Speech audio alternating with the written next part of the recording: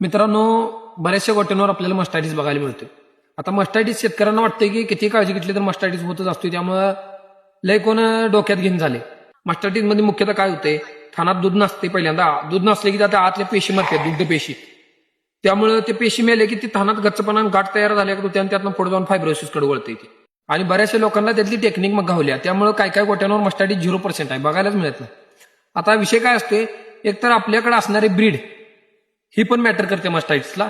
दुसरी गोष्ट आपल्या गोट्यामधली स्वच्छता आणि बेसिक काळजी. जी काय म्हणजे बेसिक काळजी म्हणजे कसं, जनावरांच्या खाली वारंवार पाणी मारत स्वच्छता ठेवत राहणे, जनावर शेणात घाणीत वगैरे बसू न देणे, परत जनावराला धार काढल्यानंतर लगेच न बसू देणे, जरा धार काढल्यानंतर वैरण वगैरे काहीतरी टाकणे, जेणेकरून जनावर उभा राहील आणि थानाची जी आपण दूध पिळताना थानाची तोंड उघडलेली असते ती बंद होणे.